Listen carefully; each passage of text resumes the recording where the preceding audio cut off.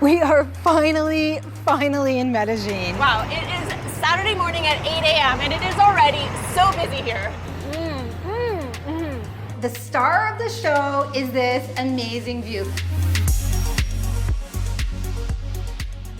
Back when we were working full-time, we used to fantasize about being digital nomads in Medellin. So that might sound a little ridiculous now, but honestly, at the time, it seemed infinitely better than wasting our days in an office. Instead, we could be living in Medellin in an amazing condo with incredible views of the city. And then we'd spend our days getting our work done in cute little cafes or co-working spaces. And here we are, we finally did it. We gave up those corporate jobs and we're here for a month, ready to see what the city has to offer.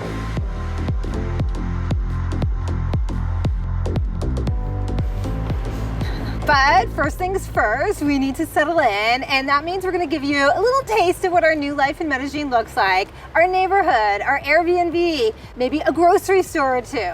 But before we get started with all of that, we wanted to give a big hello to all you nomads and travelers out there. If you're new to our channel, I'm Gillian, this is Stephanie. We're traveling the world full-time and sharing it with all of you as we go.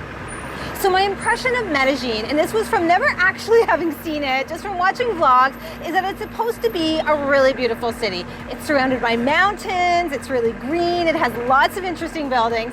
And I can tell you, it's all true actually. Right from our drive-in from the airport, my first thought was that this is a city I could really fall in love with.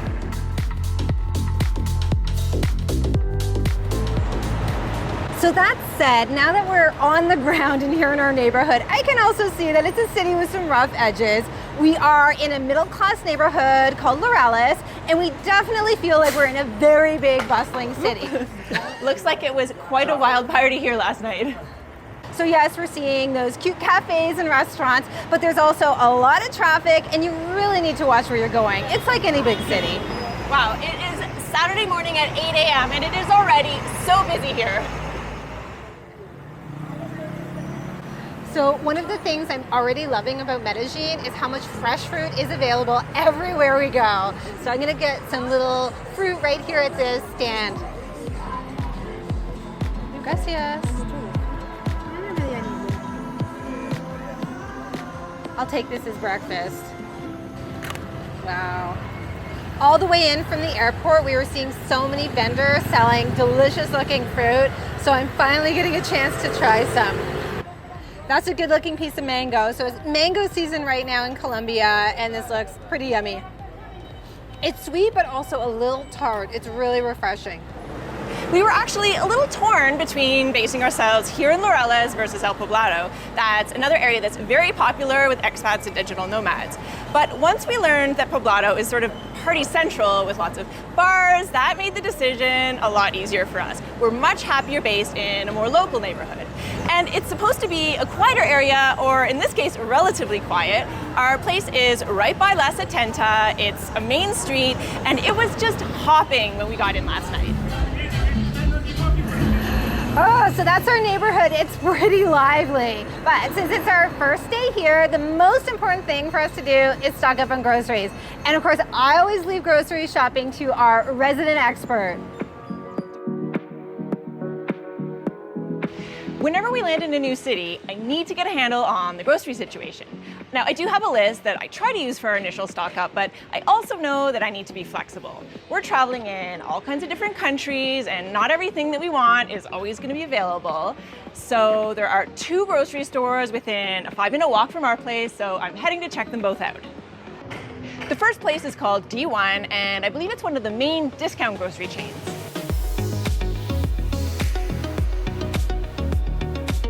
Okay, you can see that they didn't waste any money on presentation in there, but I'm sure you could cover off on your basic needs. The selection was pretty limited, so I'm gonna go try my luck at the next store. All right, this is another big grocery chain. It's called Éxito, and it's looking a lot more promising. I'm seeing all the staples that we'd normally stock up on, plus some specialty items that we try to get when we can, like sun-dried tomatoes, pesto, olives. So I did okay in there, and this is probably going to be my go-to store for most things, but I was a little disappointed by some of the things that were missing, like free-range eggs and pastured meat. I mean, in a city this big and sophisticated, there's got to be somewhere to go for organic options. All right, I decided to make one last stop, and this place is a winner. It's called Salud Pan, and they have artisanal breads, every health food you can imagine, and a beautiful assortment of fresh-looking produce. And it's also a restaurant, so we'll have to come back for that. All right, for the next stop, we're finally getting to our Airbnb. As usual, we had kind of a tough time finding the perfect place for a month. At first, it seemed like there were so many amazing condos to choose from, but when we looked closer, they mostly all had terrible reviews, and the few that sounded good were very expensive, like way more than we expected to pay in Colombia. And then we did something that we've never ever done before, which is renting a place that has 0 reviews. So you guys know that we always try to negotiate with our Airbnb hosts. I mean, we're here for a month, so why not just ask for a better rate? Well, one of the hosts offered us a deal. She had a few condos that she was in the middle of renovating. So if we took one of those and became its very first reviewers, she would give us a nice steep discount. And that's actually the condo that we're headed to right now. So you remember that really busy street that we were on in the beginning of the day? Well, that's actually just a couple blocks away from where we are now, and it's really amazingly quiet here.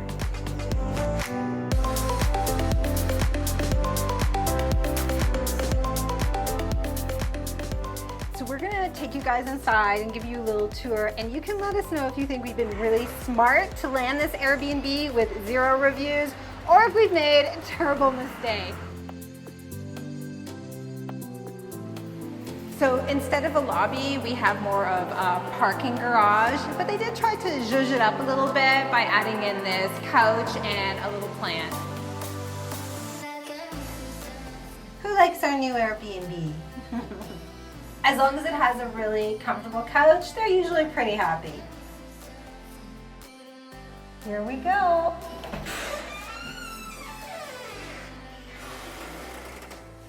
So personally, I'm thinking that for an Airbnb that had really no reviews, we did pretty well. First of all, this place is brand new. So everything is new, it's clean, it's nice, never before been used. We've got this really nice open space. It's kind of the combination kitchen, living room, not really a dining room per se. We have a countertop and then these bar stools. And I feel that they did a very nice job with the decorating. So it's got a very nice, calm feeling in here. We can definitely see ourselves relaxing and enjoying the space.